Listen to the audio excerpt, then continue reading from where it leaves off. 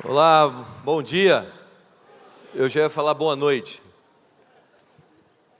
Na verdade, a gente confunde tudo, né, Flavinho? Esse carnaval a gente troca tudo. Bom dia, boa tarde, boa noite, é tudo a mesma coisa. Boa madrugada. Olha para o lado aí e diga: eu orei a semana inteira para sentar do seu lado. Funcionou. Eu trago um abraço da minha família. Eu sou casado há 13 anos e com a mesma mulher. Ufa. E vou fazer 14 anos esse ano. A gente tem mais de 20 anos que a gente está junto. Você deve estar olhando para mim e falando: esse cara é velho. Mais ou menos. Tenho 39 anos. Tentando perder a barriga dos 39. Não está dando muito certo. Mas eu espero aí que vocês que batam foto aí façam um Photoshop na minha barriga. E por favor me envie depois as fotos bem legais. Eu trago um abraço da minha esposa, Mara, dos meus 3 filhos. Meus filhos, eles perguntaram para mim por que todo carnaval eu não estou em casa. Eu disse para eles que eu estava pregando o Evangelho de Jesus e dando destino à vida de pessoas. Aí ele falou assim: então tá bom, então você pode ir. E eu fico muito feliz. Meu filho agora teve a primeira experiência com Jesus. Dá lá o vídeo lá, olha se você consegue. Eu queria mostrar para vocês a primeira experiência que meu filho teve com Jesus. Acho que vai demorar um pouquinho, porque eu tive a ideia agora. Mas eu vou falando outras coisas aqui, até o vídeo ficar pronto. E eu não ia mostrar esse vídeo, mas eu senti. Na verdade, eu não mostrei esse vídeo em nenhum lugar que eu passei até hoje, mas eu senti de mostrar isso aqui. Eu acredito que de verdade essa casa ela carrega um mover geracional, e talvez esse vídeo mostrando aqui, acho que tem a ver com isso. O meu pai, minha mãe e meu pai, eles não nasceram num lar cristão. Meu pai é filho de um fazendeiro. E a minha avó, na verdade, ela teve um encontro com Jesus sem nunca ter ido na igreja. A gente não sabe muito sobre a história da minha avó. A minha avó morreu quando meu pai tinha 3 anos de idade. E ela morreu no parto do irmão mais novo do meu pai, do meu tio. E ela sabia que ela ia morrer. No dia que ela morreu, na manhã, ela morreu numa noite, ela chamou a irmã mais velha do meu pai e disse assim: eu vou morrer essa noite. Eu vou morrer no parto, no nascimento do teu irmão mais novo. Falou para minha tia mais velha. E ela disse assim: eu quero que você não conte para o seu pai isso, mas que você diga a ele o que eu vou te dizer agora. Cuide de todos os filhos muito bem, mas cuide especialmente do Ademar, porque ele e a família dele, a descendência dele, Deus tem algo com eles. Uma pomba veio, sentou na cabeceira da cama. Parece essas histórias malucas que só Deus sabe fazer, sabe? E uma pomba veio, sentou na cabeceira da cama. Eles expulsavam a pomba nessas casas de fazenda. A pomba voava e ia para a marquise da casa. E todo mundo saía do quarto, a pomba voltava e descia, ficava ali. Naquela noite, no parto do meu tio, o irmão mais novo do meu pai, minha avó faleceu. O meu avô nunca mais se casou. Ele cuidou dos seus filhos, adotou 9 crianças, a maioria com deficiência, e criou todos esses filhos. Isso é muito louco. E ele morreu quando meu pai tinha 18 anos. Meu pai estava estudando na UNB, Universidade de Brasília, no meio da ditadura militar. Ele tinha um jornal que ele escrevia batendo lá na ditadura na época lá.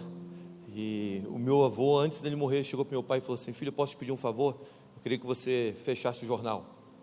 Aí meu pai olhou para ele e falou assim: porque você está sendo ameaçado ou é um pedido do Senhor? Aí ele falou assim: é um pedido meu. E meu pai: se é um pedido do Senhor, eu vou fechar. Meu pai foi lá e fechou o jornal. E teve uma carreira política curta, abandonou, se tornou fazendeiro, começou a viajar, vender fazenda, comprar, formar, vender fazenda. Esse era o trabalho dele. Casou com a minha mãe. Minha mãe namorava com um cara há 8 anos, olhou para o meu pai e disse: esse é meu esposo. E o cara tomou um pedala depois de 8 anos. Eles mudaram para Brasília, moraram em Brasília. Meu pai comprou um apartamento em uma das asas do avião, chamada Asa Norte. E meu pai viajava muito. Nessas viagens do meu pai, minha mãe começou a ouvir as canções que a família, que era parede, vizinhas de parede, tocavam, porque eles eram de uma igreja batista tradicional da cidade, e ela chegava com os ouvidos e ouvia as canções. Era o ministério de música da igreja. Um tocava violino, um tocava piano, tocava violão, e as vozes todas divididas. Minha mãe chegava e ouvia aquelas canções, os hinos de adoração ao Senhor. Um dia ela bateu na porta da casa e a irmã Miriam abriu a porta. Falou assim: eu posso participar dessa reunião? E ela entrega a vida para Jesus ali naquela reunião. Ela ora 6 meses pelo meu pai, 6 a 8 meses, meu pai volta de viagem, de uma das viagens dele, e quando ele chega em casa, ele senta na sala, depois de ter tomado banho, uma luz entra da janela, bate no peito dele, ele cai no chão, uma voz sai do meio da luz e diz: o vento sopra onde quer, não sabe para onde vai nem para onde vem, assenta daquele que é nascido do Espírito. Meu pai é batizado no Espírito Santo sem nunca ter ido na igreja. Ele entrega então a vida para Jesus naquele dia. Ele tem um encontro sobrenatural com o Senhor, e ele vai para a igreja no culto de domingo. No meio da adoração ele levanta a mão e começa a falar em línguas. O pastor para e fala bem assim: cara, você não pode fazer isso. E ele é expulso do primeiro culto que ele vai. E eu comecei a ver muitos milagres acontecendo através da vida do meu pai. Eu me lembro de uma história, quando eu tinha mais ou menos uns 12 anos, a gente estava voltando de uma das fazendas dele, e ele falou: Deus me falou para ir para o hospital. A gente foi para o hospital, ele tinha carteirinha de capelão, ele subiu e tinha uma menina no hospital chamada Nilza. Quem era essa menina? Essa menina sofreu um acidente no zoológico de Brasília. Um caminhão se soltou, espremeu o carro e ela teve morte cerebral. E ela estava deitada ali, meu pai entrou, botou a mão naquela menina e disse: espírito de morte, vai embora, a vida volta agora. A menina abriu os olhos, na mesma hora sentou na cama e disse: eu estou com fome.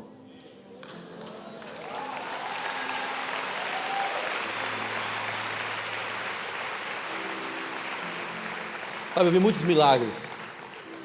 Eu já abri. Obrigado. Eu vi muitos milagres acontecendo. Na verdade, eu estou te contando tudo isso porque aí depois meu pai começou a dirigir um culto de oração, e eu cresci vendo meu pai de joelho. Meu pai nunca pastoreou uma igreja grande, ele pastoreou uma igreja de 300 pessoas a vida inteira.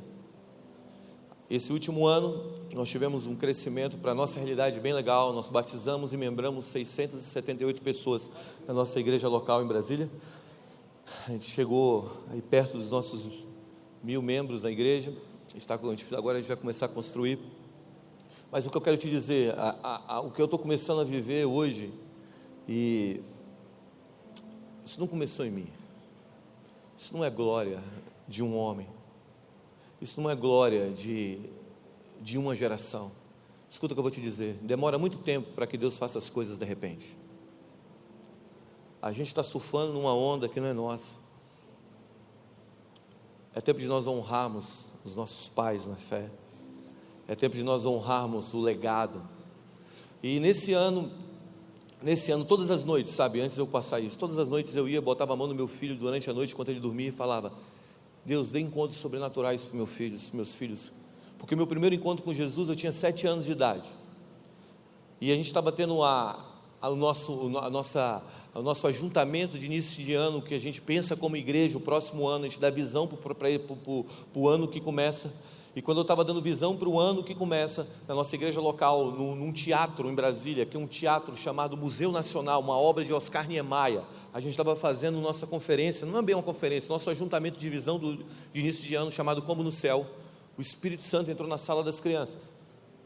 Uma criança de 6 anos, o meu sobrinho, ele viu Jesus entrando e ele começou a chorar. Ele está dizendo: eu vi Jesus está entrando aqui. Ele começou a chorar, ele começou a ter um encontro com Jesus. De repente as crianças começaram a ter um encontro com Jesus, e o meu filho teve um encontro com o Senhor, o primeiro encontro com 7 anos. Acho que tem um vídeo aí.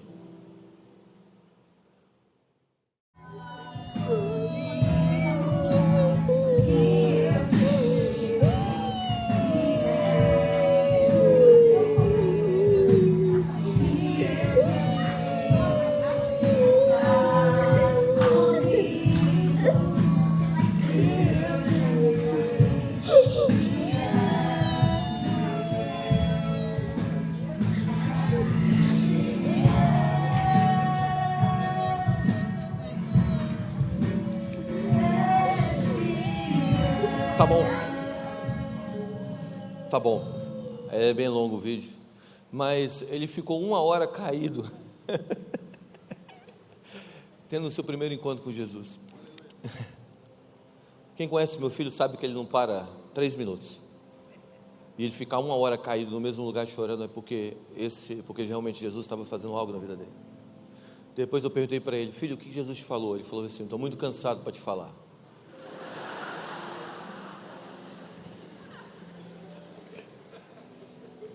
Aí no outro dia ele me disse: eu vou te falar só uma coisa, pai. Jesus mandou eu te obedecer. Eu falei: Jesus é demais, filho.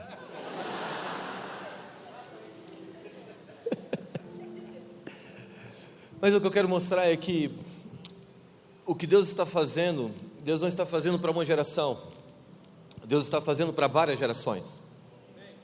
Deus, se a tua visão é para apenas uma geração, a sua visão é pequena. Se o que você está construindo hoje, se aquilo que você está realizando hoje é apenas para atingir a sua geração, você está pensando de uma maneira pequena. Deus nunca foi o Deus apenas de Abraão. Deus era o Deus de Abraão, Isaque e Jacó. No mínimo que existe viva no planeta, são 3 gerações. Existe sempre 3 gerações coexistindo em um espaço. Sabe, eu acredito que agora, nesse exato momento, Deus está levantando um povo para viver uma conversão de corações, viver uma integralidade de corações, de coração ligado às gerações. Sabe, Deus quer trazer um movimento geracional. Sabe, se você for pensar, a igreja mais influente, a igreja que mais impactou o mundo de toda a história, de 2000 anos de história da igreja, nós sempre iremos lembrar da igreja de Atos. Nossos olhos sempre vão voltar para a igreja de Atos. E é engraçado porque 2000 anos depois nós estamos lembrando daquela igreja.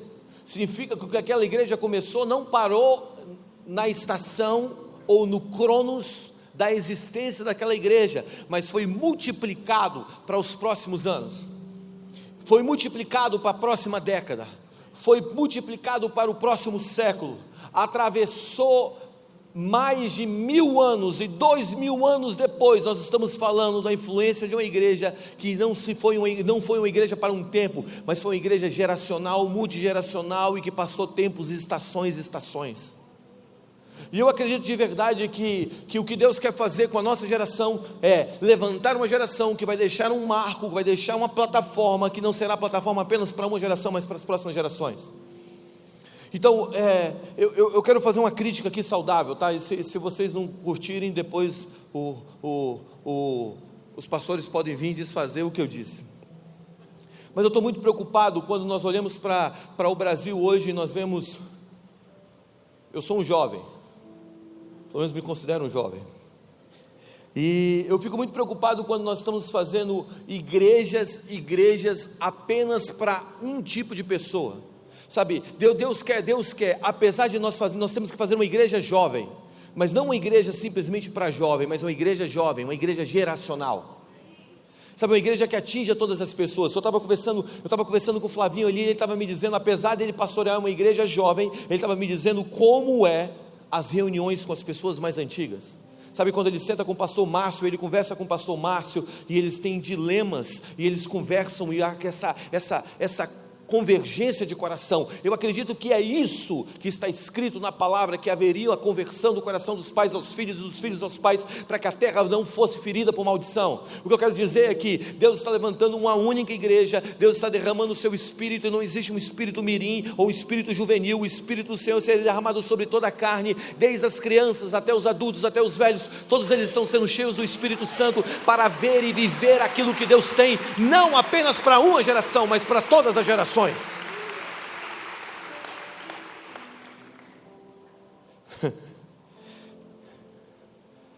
Eu sei que é difícil. Eu estou vivendo uma transição geracional na nossa igreja local, e eu tenho choques com o meu pastor. Sabe, eu tenho choques. Vou confessar algo para vocês. Um dia eu arranquei uma porta de uma casa, tanto que eu estava nervoso, com choques geracionais.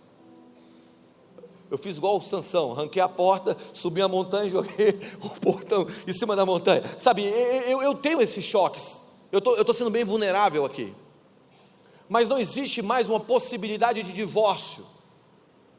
Sabe, nós crescemos numa cultura de divórcio, e nós precisamos agora mudar a nossa mentalidade para uma cultura que não seja uma cultura de divórcio, mas seja uma cultura que venhamos construir uma igreja que seja uma igreja atemporal. Eu penso numa igreja como uma estufa. O que é uma estufa? Você vai lá, bota a tua plantinha, e de repente a tua plantinha começa a crescer naquele ambiente, porque aquele ambiente é favorável para o crescimento daquela planta. Você está aí? Sabe, eu acredito que de verdade existe um mover de Deus agora, trazendo novamente um ambiente saudável para as gerações trabalharem juntas, um ambiente saudável para que haja um derramar do Espírito, não apenas para um grupo específico, mas para todo o corpo de Jesus. O que isso vai provocar? Vai provocar a construção de um ecossistema. Esse ecossistema, ele vai trazer uma vida de Deus para as regiões, para as cidades e para as nações. Eu tenho um filho, eu estou tentando entrar na pregação. Eu tenho um filho na fé, ele está estudando na universidade nos Estados Unidos de Colômbia, a universidade que formou Barack Obama. E ele está fazendo o mestrado dele em Colômbia.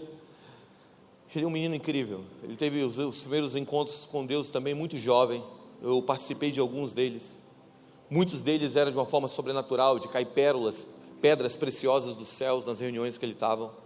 O cabelo dele ficava cheio de ouro. Quantas vezes a gente enchia a mão assim, de pó de ouro que caiu no cabelo dele. Havia muitas manifestações sobre a vida dele. Mas ele sempre teve um chamado para o meio acadêmico. E ele foi para Colômbia, ele foi estudar em Colômbia, fazer o mestrado dele. Ele se forma agora em maio. Eu vou lá para a formatura dele. E ele ganhou muito favor em Colômbia. E quando ele chegou lá, ele me contou, ele me enviou, e ele me contou sobre esse artigo, um artigo que foi feito há muitos anos atrás, numa região dos Estados Unidos chamada Pensilvânia, perto de Pittsburgh. É a região mais americana de todos os Estados Unidos. Quem conhece lá sabe, é lá para cima, perto da divisa com o Canadá. E esse artigo conta a história de uma madeireira que chegou em uma região para explorar as madeiras. Então eles chegaram lá, eles começaram então a explorar. Havia uma biodiversidade, eles começaram a cortar aquela biodiversidade, limparam toda aquela biodiversidade, deixaram só a floresta com árvores que não eram de uma maneira linear e diferentes. Então eles cortaram aquelas árvores e começaram a vender aquela madeira. Um estudioso chega e traz um estudo dizendo que se ele plantasse uma árvore, depois de tantos metros plantasse outra árvore, depois de tantos metros plantasse outra árvore, depois de tantos metros plantasse outra árvore, e isso ia provocar uma colheita muito maior. O que eles fizeram? Eles começaram a reflorestar aquele ambiente, começaram a plantar árvores de uma maneira linear. Fizeram o primeiro corte, e realmente eles tiveram uma produtividade muito maior. Esse artigo de Colômbia falando. Depois eles replantaram e perceberam algo. Perceberam que no segundo plantio a terra começou a morrer. E eles foram estudar porque a terra estava morrendo. E eles chegaram à conclusão que a terra estava morrendo porque eles literalmente arrancaram a biodiversidade daquele lugar. E agora, aquele meio que teve uma colheita sobrenatural em uma estação passada, agora no futuro, aquela colheita estava sendo prejudicada pelo movimento, que era um movimento padrão, e não um movimento de pessoas, ou melhor, de árvores diferentes em um mesmo lugar. Resultado do estudo: a terra nunca mais produziu o que ela poderia produzir. Onde eu quero chegar? Que muitas vezes, quando nós entramos em um ambiente, nós queremos padronizar um ambiente, nós podemos ter uma colheita rápida, mas com custo de perder as próximas gerações. Existe uma biodiversidade que nós precisamos criar e estabelecer, para que as próximas gerações cresçam em um ambiente sem desgostar daquele ambiente, ou melhor, tendo a possibilidade de serem quem elas são e crescerem no reino de Deus, debaixo de um ambiente saudável. E eu acredito de verdade que quando nós lemos Isaías capítulo 54, nós encontramos 3 verdades que vão ajudar a gente a criar um ambiente saudável para que as gerações futuras, elas cresçam e a nossa geração cresça debaixo de uma mentalidade de reino, capaz de criar essa biodiversidade para influenciar não só as pessoas que estão dentro de um prédio, mas para influenciar a sociedade aí fora. Abra comigo Isaías capítulo 54. Eu vou ser bem rápido nesses 3 pontos. Isaías 54, versículo 1. Eu acredito que é um grito de Deus para essa estação.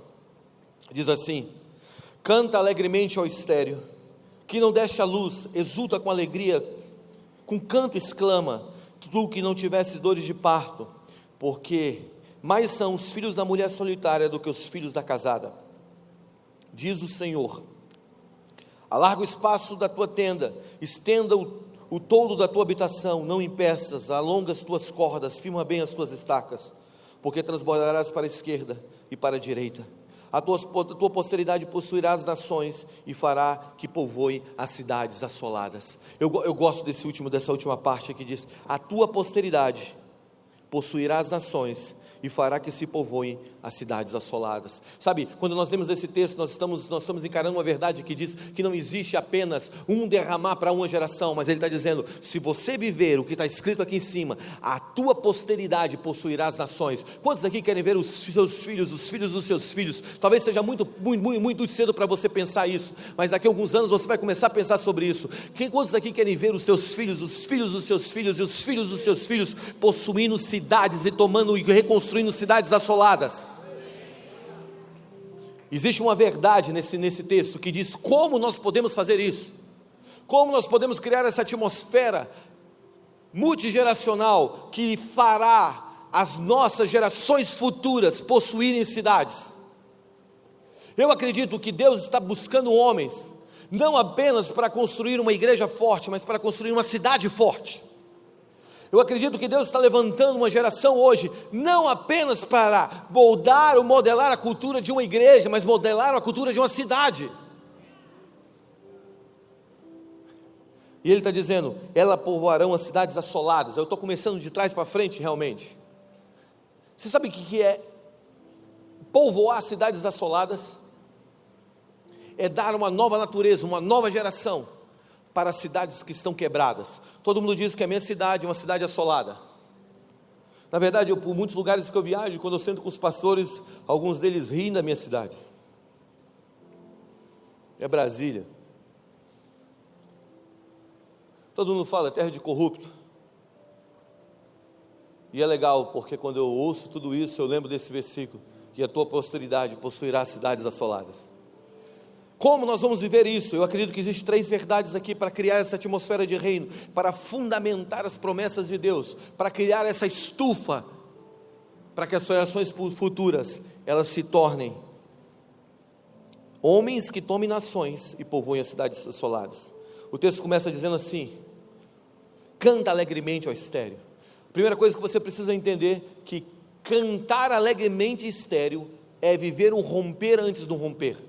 O que Deus quer te dar? Um romper antes do romper. Deus quer te dar uma mentalidade de um romper antes do romper. Quando Ele está dizendo canta estéreo, Ele está dizendo que os improváveis se levantem e comecem a cantar um canto, antes que haja a manifestação física daquilo que se tem como palavra. Você está aí? O que eu quero dizer é o seguinte: Deus quer que homens coloquem os olhos e profetizem, declarem antes que estejam vivendo.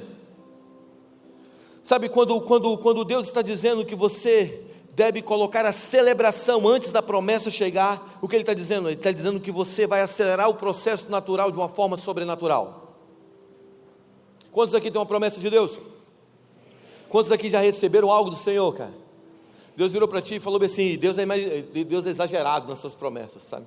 Deus virou para ti, cara, é o seguinte: você sempre pensou ser alguém assim, pequenininho, ó céus, a terra, a vida. Aí Deus vira para você e fala assim: não, você vai impactar essa cidade, você vai transformar essa nação. Aí Deus começa a fazer aquelas promessas exageradas, você fala: quem eu? Porque Deus fala a partir da sua natureza que é grande.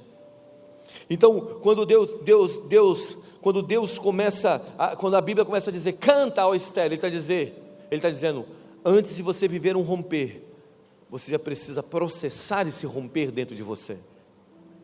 Ninguém vive um romper futuro, sem antes viver um romper interno.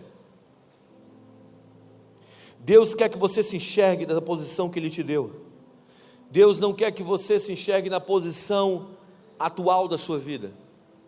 Deus quer que você entenda que você está sentado com Cristo Jesus nas regiões celestiais.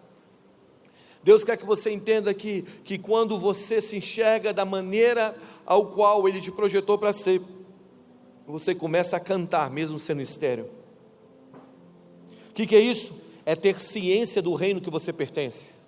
Você precisa ter consciência do reino que você pertence. Deus me disse, Guga, alguns anos atrás, quando você tem consciência do reino que você pertence, você se posiciona para manifestar aquele reino. Você só manifesta aquilo que você tem consciência. Eu vou te dar um exemplo. A Bíblia fala que Jesus estava andando um dia e uma multidão estava apertando Ele, cara. Muita gente estava ao redor dele. Os discípulos estavam, eu fico imaginando os discípulos ao redor de Jesus dizendo, ei, para de pisar no pé dele, ei, para de empurrar ele. E Jesus veio andando, aquela multidão apertando Jesus.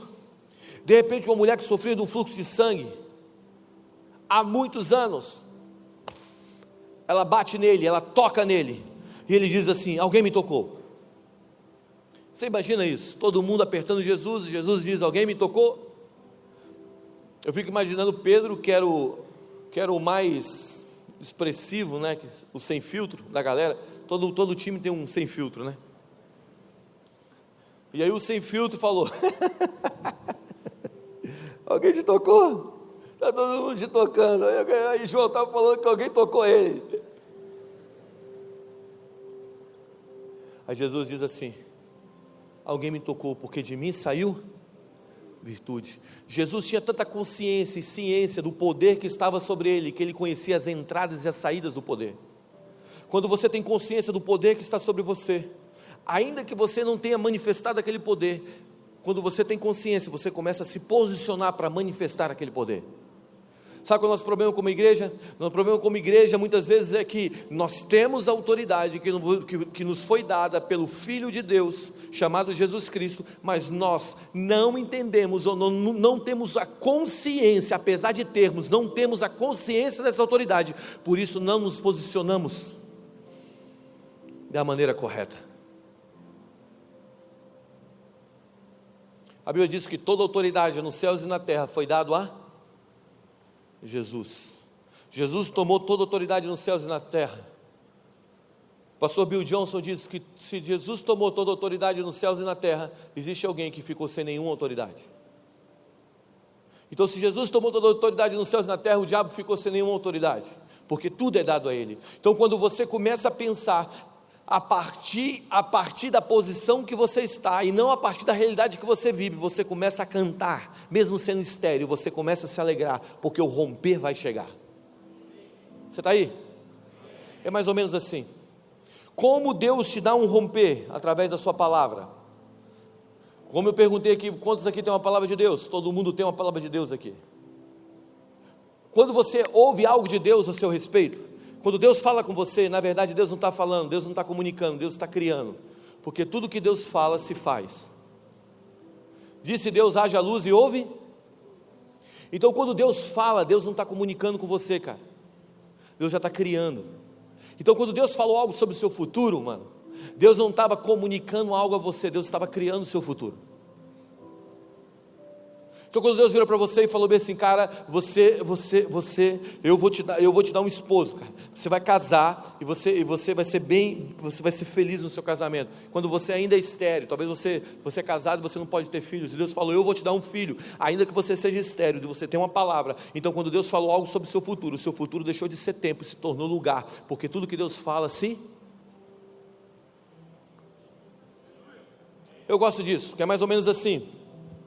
Você pega aí o GPS, bota no seu GPS aí, Londrina, São Paulo, você está indo para São Paulo, de carro dirigindo, de repente você erra o caminho, o que o GPS faz? Ele recalcula o tempo pode mudar, sim ou não? Mas o destino muda? Então quando Deus te entrega uma palavra, Ele criou o destino, Então o tempo pode mudar com seus erros, com as suas quedas, mas o destino não, porque ele não é homem para mentir, nem filho do homem para se arrepender do que ele falou, cara.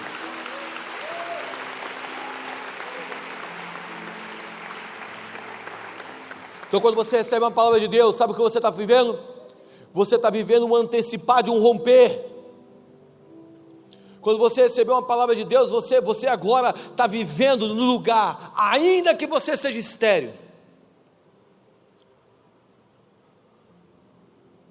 Como era a família de Abraão e Sara, ainda que carregasse esterilidade, ele tinha uma palavra, que ele seria pai de nações, e que todas as famílias da terra seriam abençoadas através da vida dele, ainda que a realidade dele atual não fosse aquilo que Deus estava falando. Por quê? Porque muitas vezes Deus, quando está falando com você, na verdade, ele não está falando, ele está construindo o futuro, e Deus está te dando uma visão pela audição. No reino de Deus, a audição é mais importante do que visão. Você não precisa ver todas as coisas, você precisa ouvir as coisas que Deus está te falando. Você não precisa enxergar tudo que você acredita que você vai viver num dia, você só precisa ouvir. Deus pega um profeta, bota no meio do vale dos ossos secos e diz: o que você vê? Ele diz: eu vejo um monte de ossos secos. Aí Deus vira para ele e fala: será que esse vale pode ter vida? O que Deus estava fazendo? Deus estava dando a visão àquele profeta pela audição. Ele estava vendo um vale de ossos secos, mas Deus estava falando ao contrário do vale dos ossos secos. Então muitas vezes você vai estar num campo estéril, em um lugar estéril, num lugar sem vida. Você vai estar muitas vezes em uma situação que não é uma situação boa, mas Deus vai começar a te dar a visão pela audição. Então aprenda a abrir os ouvidos e fechar os olhos. Fecha os olhos, cara. Começa a enxergar, começa a enxergar não pelo aquilo que é natural, começa a enxergar pelos olhos da fé, e os olhos da fé significa ouvir Deus.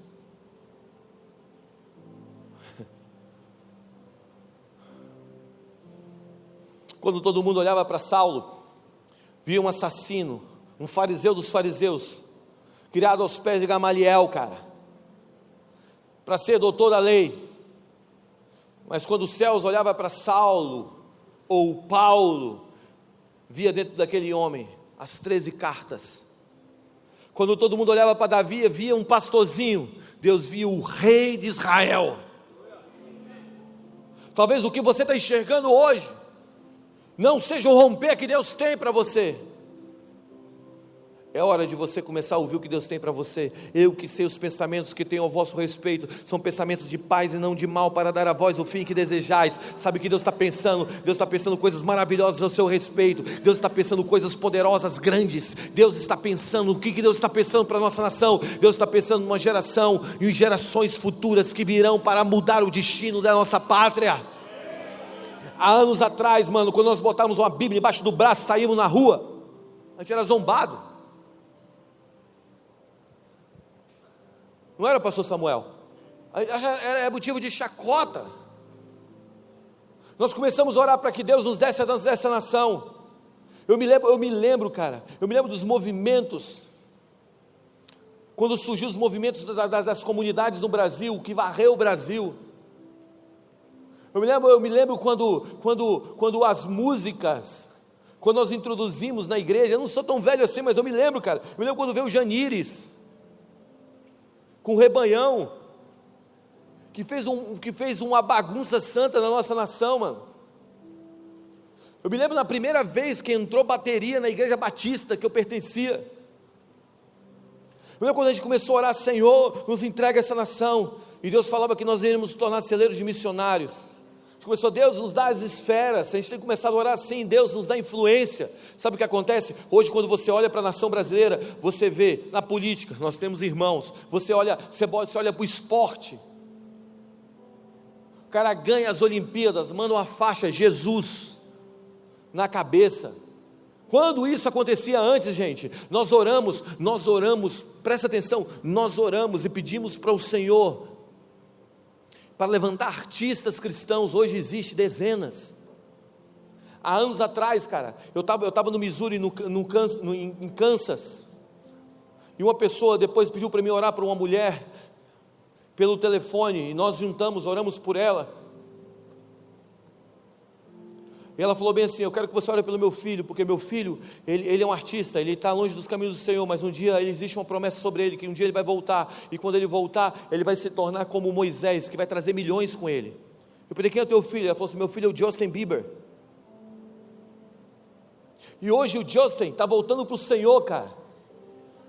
Ele gravou um CD e uma música no meio do CD chamado Purpose, propósito. Ele sabe, olha o que está acontecendo. Na última conferência da igreja dele, ele estava de boné servindo na escada rolante. Nós oramos para Deus nos dar líderes nesses lugares, e Deus nos deu. Mas alguém lá atrás viu o futuro através de uma palavra e começou a declarar antes que acontecesse. Deus está precisando de uma geração agora que vai plantar sementes para a próxima estação. Sabe, que vai se levantar agora, que vai começar a dizer: Senhor, eu não quero só líderes lá, eu quero transformação de sistemas. Eu quero ver o sistema político brasileiro sendo transformado pelo poder do Espírito Santo, através de homens justos. Eu quero ver, Senhor, não mais essa mentalidade dualista grega, de isso aqui é santo, isso aqui é secular. Eu quero ver uma mentalidade de um única, que é a mentalidade judaica única, que tudo que eu faço para a glória de Deus. E eu quero ver, Senhor, uma geração que quando estiver exercendo o seu trabalho, está exercendo o seu ministério, e vai estar construindo uma mudança de sistemas. O mundo está esperando a voz da igreja. É tempo de nós anteciparmos romperes. Comece a cantar, Estéreo.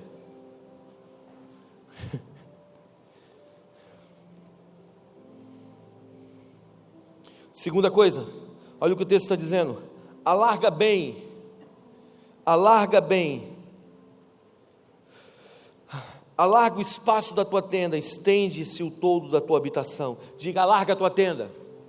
Olha para o lado e fala assim: cara, alarga a tua tenda. Sabe, tenda nesse texto, ela está falando de uma expansão. Ele está falando: expande o lugar da tua tenda. O que significa isso? Tenda fala daquilo que nos cobre. Aquilo que nos cobre, na verdade, é o nosso sistema de crenças. Sabe o que te cobre? O que está sobre você, aquilo que você acredita.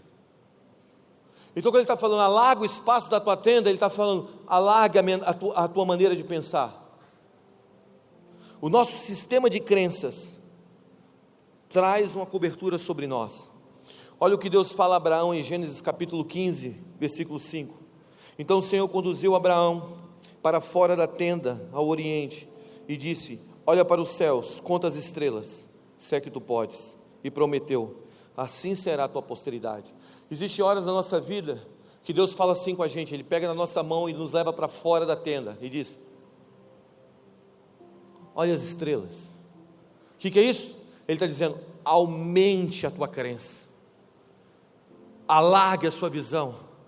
Hoje Deus quer te tirar da tua tenda. Se nós queremos construir um sistema geracional, nós teremos que ter uma mente aberta para o novo de Deus. Existe um vinho novo, que se a gente tiver um odre velho, esse odre vai se romper.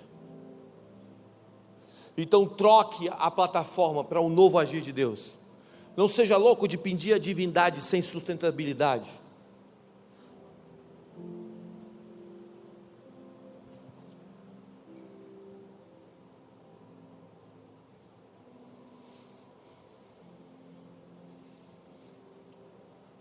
O que é isso?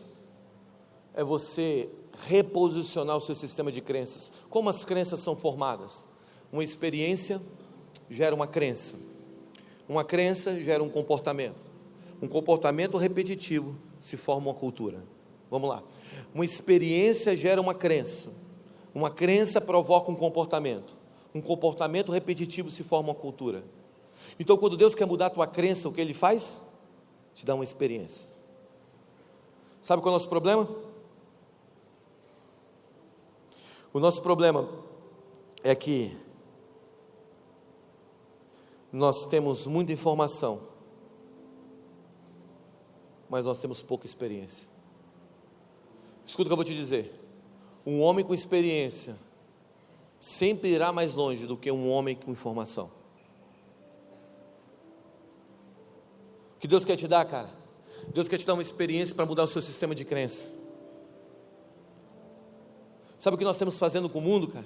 Nós estamos arrotando os nossos argumentos no mundo, sendo que o mundo está cheio de experiências com a dor, com o medo, com a perda, com a falta de paternidade, com a falta de amor. E sabe o que a gente vem? Não, eu conheço um Deus. Mas na verdade a gente não conhece esse Deus, a gente está vomitando um argumento, sem uma experiência. Sabe por que o mundo não muda? Porque o mundo não está atrás de argumentos, o mundo está atrás de homens que tiveram experiência. Quando Nelson Mandela foi jogado numa prisão na África do Sul, ele disse: eu não estou indo para a prisão, eu estou indo para a universidade. Depois de mais de uma década preso, quando ele saiu, por causa da sua experiência de dor, ele ganhou os ouvidos da geração da África do Sul.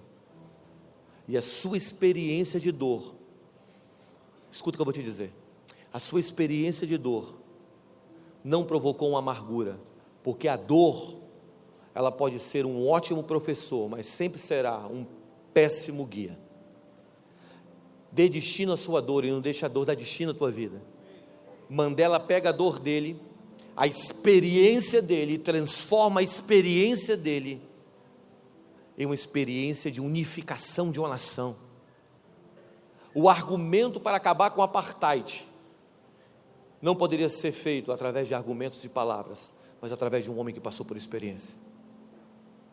A Bíblia diz que o nosso Senhor é um homem experimentado em dores. Há 2000 anos atrás, Ele abriu os braços, Ele morreu por você. A sua experiência de dor, de morte, nos deu vida. O que nós precisamos dar ao mundo? Uma experiência. Há um pastor americano que diz: nós devemos ao mundo um encontro com Deus. Nós somos devedores, cara. Quando nós vamos para as baladas, ou quando nós encontramos alguém nas baladas, e nós vomitamos o nosso argumento sobre quem é Deus, não funciona. Mas quando nós falamos, paramos, entregamos uma palavra de conhecimento, amamos aquela pessoa, nós começamos a dar uma experiência acima da experiência que ela está tendo naquele buraco, e começamos então a trazê-la ao conhecimento de Deus. Você está aí?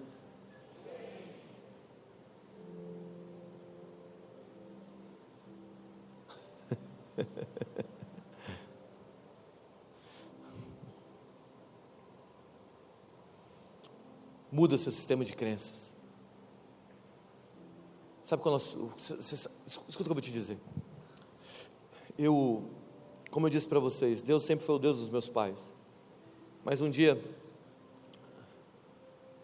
eu cheguei na minha adolescência, eu cresci numa quadra que tinha um envolvimento com gangues, e a minha quadra era uma quadra muito violenta.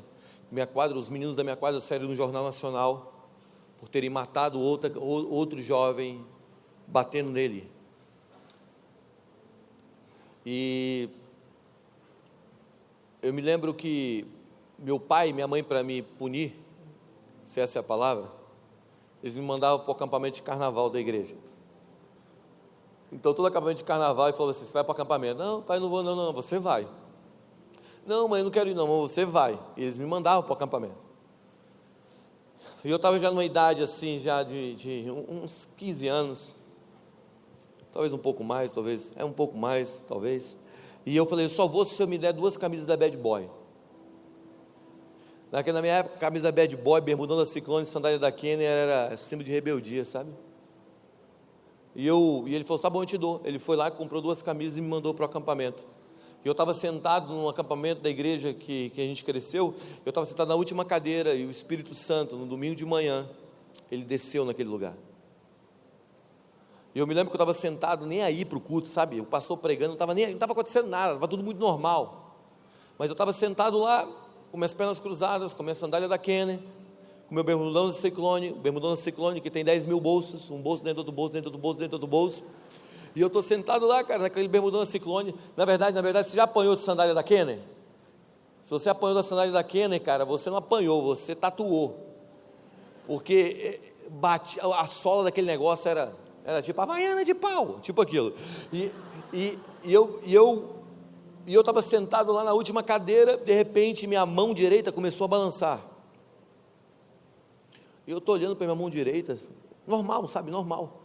Eu falei, o que está acontecendo comigo, cara? Minha mão direita está balançando. De repente algo subiu pelas minhas costas, eu senti um fogo entrando, subindo pelas minhas costas e vindo para minha mão esquerda. E eu estou com as duas mãos balançando. De repente minha perna esquerda começou a balançar, e eu estou assim, sentado na cadeira. Meu coração começou a queimar, e eu comecei a me lembrar dos meus pecados, cara. E de repente eu estou entrando num convencimento por aquilo que eu fiz nos últimos meses, e eu estou começando a tremer, eu estou começando a chorar. De repente minha perna direita começou a balançar, eu estou todo tremendo ali na frente. Meus amigos estavam do meu lado, levantaram e começaram, cara, o que está acontecendo contigo, mano? Eu tenho certeza que no céu Jesus estava cantando, pai Abraão tem muitos filhos ele tem, braço direito, braço esquerdo, perna direita.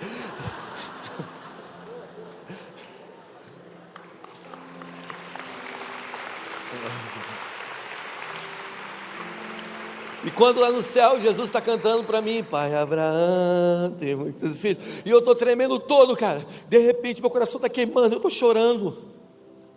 Eu entro dentro de uma visão, e nessa visão que eu tenho, eu vejo um fogo do Espírito, um fogo, que hoje eu sei que era o fogo do Espírito Santo, sobre uma geração de jovens. Eram centenas e dezenas e milhares de jovens, e eles se levantavam do Brasil, e eles começavam a andar, e eles atravessavam oceanos andando. Existiam demônios na frente deles, os demônios que ficavam eram atropelados, muitos fugiam. E Deus, naquele sonho e naquela visão, Ele me dizia assim: ei, Gustavo, você faz parte dessa geração. Eu vou levantar essa geração nessa nação, no próximo tempo futuro. Você é um dos homens que faz parte dessa geração, de líderes dessa geração, do fogo do Espírito. E eu estou ali dando aquele encontro com Deus, e eu estou tremendo. De repente o pastor que está pregando fala assim: ei, você que está tremendo aí. Eu virei ponto de referência. Você que está tremendo aí, levanta e vem aqui na frente. E eu vim assim, né, igual o parto, assim. E eu estou andando no meio do corredor, vindo para frente. Eu estou tão envergonhado com a camisa da Bad Boy, que era o meu símbolo de rebeldia, para agredir o meio, que eu começo a arrancar aquela camisa, eu começo a jogar as sandálias da Kendra, começo a tentar tirar o bermudão. Eu estou chegando quase pelado na frente, cara. Não é que a roupa era satânica, era simplesmente um ato de rebeldia que eu tinha contra o meio. Então eu estava me desfazendo daquilo, e eu chego e ajoelho na frente, praticamente pelado. Está todo mundo assim, oh meu Deus, e eu estou ajoelhado ali, tendo uma experiência com Jesus, nem aí para o mundo. O pastor aponta para mim e fala assim: existe uma geração que vai se levantar nessa nação, sobre ela há o fogo do Espírito, ela irá para as nações da terra. E ele começa a dizer: hoje o Senhor está me dizendo que você faz parte dessa geração. Na verdade ele estava falando aquilo que Deus já tinha falado comigo. E eu estou tendo meu encontro com Deus, e eu fiquei ali, eu não sei nem por quanto tempo. Eu levantei daquela experiência, voltei para a minha quadra, virei para meus amigos e disse: cara, eu me converti, entreguei minha vida a Jesus de verdade, cara, agora é para valer. Meus amigos riram de mim, fizeram uma banca de aposta. Vai durar uma semana, 1 mês, 2 meses, 3 meses, 4 meses. Tem mais de 20 anos, cara.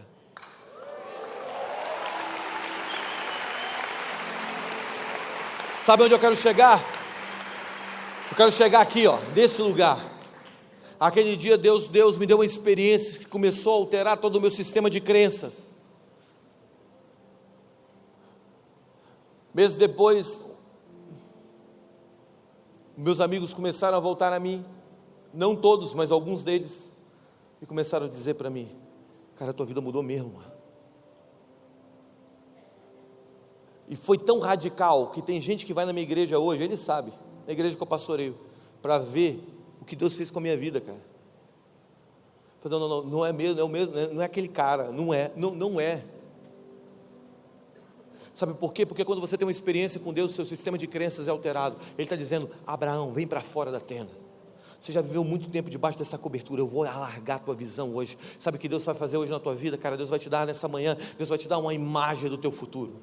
Deus vai construir, sabe, vai acontecer aqui nesse lugar uma experiência profunda com o Espírito Santo, nesses próximos minutos, e essa experiência profunda com o Espírito Santo vai criar uma imagem dos próximos 10 anos da sua vida, dos próximos 20 anos da sua vida. E ele encerra dizendo, o texto encerra dizendo, olha o que ele diz: firma bem as suas estacas. Diga, firma bem as suas estacas. Ele está falando de romper, expandir e ocupar. Romper, expandir e ocupar. É o movimento do reino. Você rompe, você expande, agora você ocupa. Ele está dizendo, firma bem as suas estacas. Ele está falando agora que depois que o seu sistema de crenças começa a ser mudado, ele quer criar em você um movimento que é um movimento sustentável. Sabe, a primeira vez que eu fui para os Estados Unidos, eu fui para Anaheim para uma conferência chamada Voz dos Profetas, 1996. Eu cheguei lá, muitos dos líderes que estão falando hoje, eles estavam naquela reunião. Eu me lembro que eu entrei numa fila, e o homem de Deus que o mundo todo conhece, ele estava pregando, e naquela época ele era tipo o cara do mover do Espírito no mundo, e esse homem botou a mão sobre mim e eu tive um game over. Eu fui levado para o quarto, desacordado, cara. E eu tive essa experiência sobrenatural com o Senhor. Voltei para o Brasil, comecei a viver coisas muito legais, e anos depois eu comecei a me relacionar com muitos desses caras, e eu descobri que esses homens, eles são como icebergs. O iceberg é 10% para fora d'água, 90% para dentro. Eu descobri que o púlpito deles era um pequeno pedaço do fragmento, do quase nada, da relação deles com Deus. Sabe qual é o nosso problema hoje? Nosso problema hoje, cara, é que nós não firmamos as nossas estacas bem. Eu tive um sonho no início desse ano, que era uma nuvem que não chovia. A gente tem se tornado isso, cara. A gente tem aparência de nuvem, até acha que é nuvem, sabe? A gente até parece crente, a gente acha que é crente, a gente tem uma aparência de crente, mas a gente não tem água. Sabe o que Deus quer te dar, cara? Deus quer te dar um caráter no nível do teu dom. Deus quer te dar uma profundidade tão grande aqui, cara, que tudo que você venha viver seja sustentado por aquilo que você já viveu com Deus. Como Deus faz isso? Diga, através de processo. E eu encerro com isso. Processo é a maneira pelo qual Deus trabalha em você, para que um dia você possa conviver com o peso do favor dele. Então muitas vezes Deus te pede algo, muitas vezes você pede algo a Deus e Deus te dá um processo. Deus, eu quero impactar as nações. Deus te dá um processo. Sabe por quê? Porque a bênção de Deus, quando cai sobre a sua vida, ela não te quebra, ela só evidencia o que está quebrado em você. Você está aí? Sabe por que muitas vezes Deus não responde as suas orações? É porque na verdade Deus está te colocando um processo, para que você permaneça independente daquilo que esteja acontecendo. Sempre quando os discípulos de Jesus, eles foram expulsar um demônio, Jesus tinha falado, ide expulsar demônios. Eles foram expulsar o demônio não saiu, se lembra disso? Mas eles não tinham uma palavra para expulsar demônio? Mas eles foram na palavra de expulsar demônio e a palavra não funcionou. Você já recebeu uma palavra de Deus, foi na palavra e a palavra não funcionou? Já aconteceu isso contigo? Aconteceu com os discípulos de Jesus. Agora a diferença é que quando os discípulos de Jesus, eles foram e a palavra não funcionou, eles voltaram para Jesus e disseram, ei, o Senhor mandou a gente expulsar demônio, o demônio não foi embora. O que está rolando?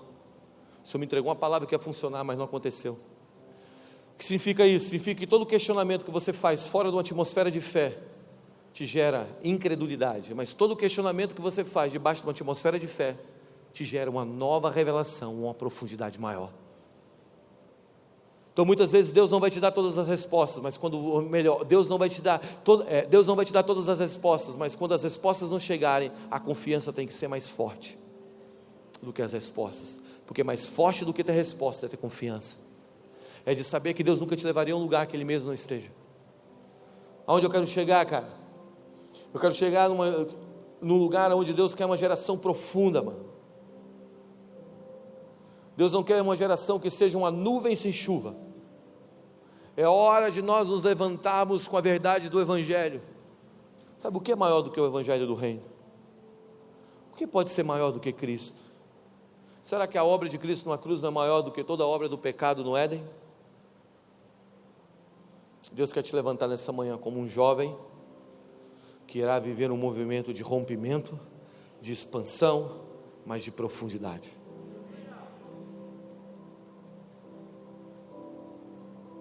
Quando o Espírito Santo entrar aqui agora e começar a te dar uma experiência,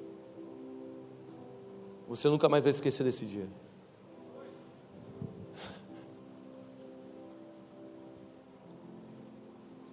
Você nunca mais vai esquecer dessa manhã. Amanhã que o seu sistema de crenças foi alterado. Amanhã que Deus mudou a maneira que você pensa. Se coloque em pé nessa manhã.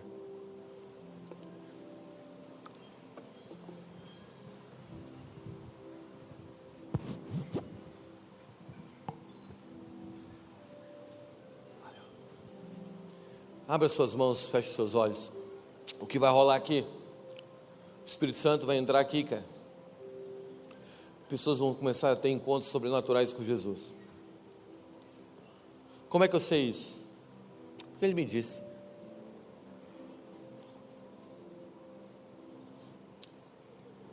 Você não precisa forçar nada. Vai ser genuíno e verdadeiro, cara. Você só vai abrir suas mãos. Os anjos de Deus vão entrar aqui com pergaminhos nas mãos. Eles vão ler os próximos 10 anos da sua vida. São anjos que vêm liberar o destino. Você lembra aquele anjo que visitou Maria? Tem uma comissão de destacamento com ele. Eles sempre vêm.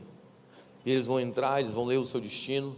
Alguns vão sentir um fogo sobre o seu corpo, as suas mãos queimando, os seus olhos, o seu coração vai se quebrar. Outros vão começar a sentir o seu corpo balançar. Outros não vão sentir nada. Mas aqueles que sentirem a presença de Deus dessa maneira, é porque Deus está começando a fazer algo em você que não vai mais parar. Todos serão abençoados, mas alguns aqui serão comissionados essa manhã. Serão comissionados para um novo sistema de crenças. Sabe, quando o Espírito for derramado, esses anjos vão entrar junto. Abra suas mãos e feche seus olhos. Eu oro nessa manhã na autoridade do nome de Jesus, para que o Espírito do Senhor seja derramado aqui, ó Pai. Derrama o Teu Espírito sobre os Teus filhos.